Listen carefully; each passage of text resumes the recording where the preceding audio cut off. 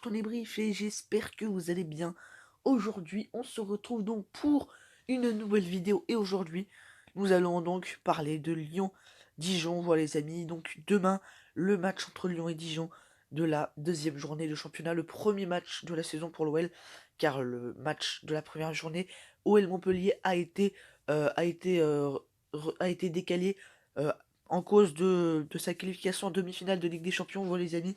Donc OL Dijon, euh, demain à 21 h sur Téléfoot. Mais voilà les amis, moi dans tous les cas je m'en fiche, Téléfoot ou quoi que ce soit, vu que moi j'ai mon site de streaming, voilà. Ouais les amis, donc après notre beau parcours en Ligue des Champions, et ben maintenant et notre finale de coupe de la Ligue perdue, il va falloir se reconcentrer sur le championnat. Donc voilà les amis, donc première chose que j'ai à dire, c'est déjà que je pense que la Ligue des Champions nous a fait du bien, vu que du coup physiquement on est vraiment pas mal. Voilà, on a joué un match contre la Juve, contre City, contre le Bayern, on a aussi joué contre Paris. Donc physiquement on est vraiment très très bien. Et donc les amis, donc moi déjà, première chose que j'aimerais voir sur ce match, et ça c'est déjà très très important les amis, j'aimerais voir un Lyon, et exactement comme ce fut le cas contre toutes les grosses équipes qu'on a affrontées, euh, contre Paris, contre la Juve, contre City et contre le Bayern. Il va falloir mettre la même tactique, mais je vais vous expliquer forcément une tactique plus offensive, hein, parce que on va devoir pas s'attendre à suivre. Mais voilà les amis, donc déjà, première chose importante, c'est que il va falloir déjà qu'on voit une équipe lyonnaise qui offensivement a toutes les attaques, offensivement soit bien organisée, comme le match contre Manchester City ou contre le Bayern, sauf qu'il va évidemment falloir les mettre au fond, mais il va vraiment falloir vraiment faire très très mal et avoir des attaques vraiment très très intelligentes de notre part. Donc défensivement, on devra évidemment s'attendre à avoir des Dijonais des fois attaqués. Il va falloir avoir une défense vraiment très très très très très solide.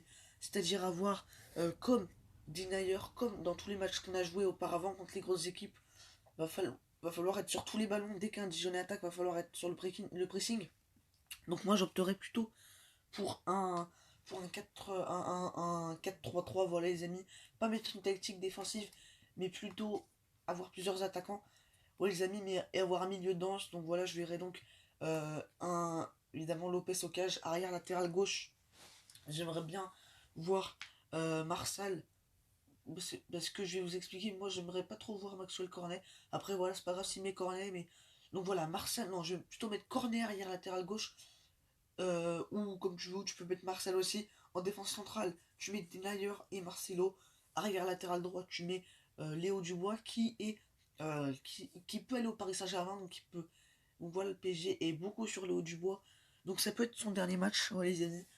Donc ensuite au milieu de terrain, j'aimerais bien avoir une sentinelle de Bruno Guimaraes et les deux milieux relayeurs, Oussema War aussi. Donc moi j'aimerais bien voir Thiago Mendes. Donc voilà. Et aussi vers l'avant. Donc j'aimerais bien voir un trio offensif. Memphis, Toko Ekambi et Dembélé. Ce trio offensif qui marche vraiment très très bien. Il avait vraiment très très bien marché offensivement lors des contre-attaques. Voilà les amis.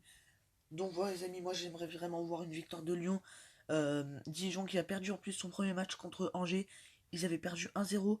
Voilà les amis. Donc il va vraiment falloir rentrer dedans dans un Groupama Stadium avec même pas 5000 spectateurs. Voilà les amis, il va vraiment falloir donner le maximum. Il va vraiment falloir une équipe lyonnaise complète.